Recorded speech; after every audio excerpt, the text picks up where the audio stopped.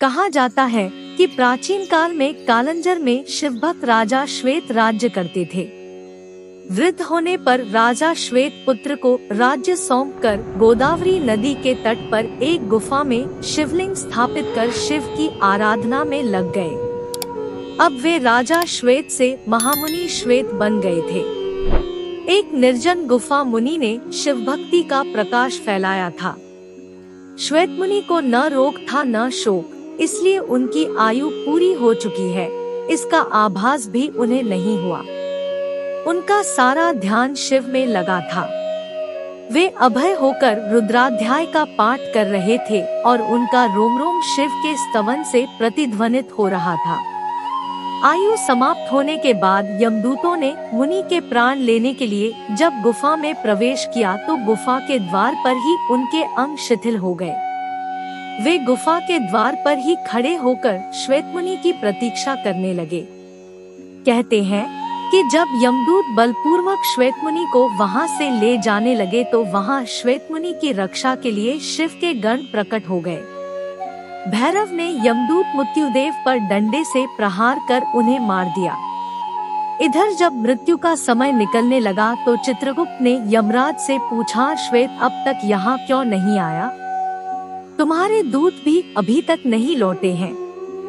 तभी कांपते हुए यमदूतों ने यमराज के पास जाकर सारा हाल सुनाया। मृत्युदेव की मृत्यु का समाचार सुनकर क्रोधित यमराज हाथ में यमदंड लेकर भैंसे पर सवार होकर अपनी सेना चित्रगुप्त आधिव्याधि आदि के साथ वहां पहुँचे। इधर शिवजी के पार्षद पहले से ही वहां खड़े थे। यमराज जब बलपूर्वक श्वेतमुनि को ले जाने लगे तब सेनापति कार्तिकेय ने शक्ति अस्त्र यमराज पर छोड़ा, जिससे यमराज की भी मृत्यु हो गई। यमदूतों ने भगवान सूर्य के पास जाकर सारा समाचार सुनाया। अपने पुत्र की मृत्यु का समाचार सुनकर भगवान सूर्य ब्रह्मा जी व देवताओं के साथ उस स्थान पर आए जहां यमराज अपनी सेना के साथ मरे पड़े थे। तब देवताओं ने भगवान शंकर की स्तुति की। तब भगवान शिव प्रकट हो गए। उनकी जटा में पतित पावनी गंगा रमण कर रही थी। भुजाओं में फुफकारते हुए सर्पों के कंगन पहन रखे थे। वक्षस्थल पर भुजंग का हार और कर्पूर के समान गौर शरीर पर चिताभस्म का श्रृंगार सुंदर लग रहा था। देवताओं ने कहा, भगवान यमराज सूर्य के पुत्र हैं।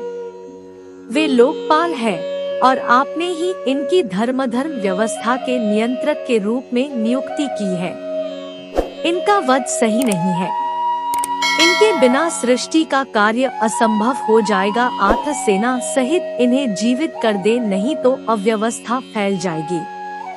भगवान शंकर ने कहा, मैं भी व्यवस्था के पक्ष में हूँ। मेरे और भगवान विष्णु के जो भक्त हैं, उनके स्वामी स्वयं हम लोग हैं। मृत्यु का उन पर कोई अधिकार नहीं होता। स्वयं यमराज और उनके दूतों का उनकी ओर देखना भी पाप है। यमराज के लिए भी यह व्यवस्था की गई है कि वे भक्तों को प्रणाम करें। फिर भगवान शिव ने देवताओं की बात मानकर यमराज को प्राणदान दे दिया। शिवजी की आज्ञा से नंदीश्वर ने गौतमी नदी का जल लाकर यमराज और उनके दूतों पर छिड़का, जिससे सब जीवित हो उठे। यमराज ने श्वेतमुनि से कहा, संपूर्ण लोकों में अजय मुझे भी तुमने जीत लिया है।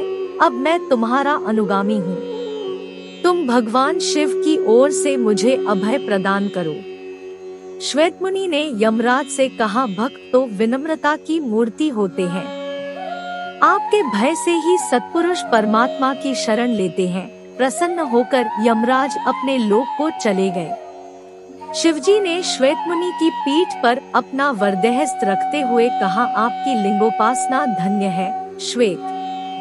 विश्वास की विजय तो होती है। श्वेतमुनि शिवलोक चले गए।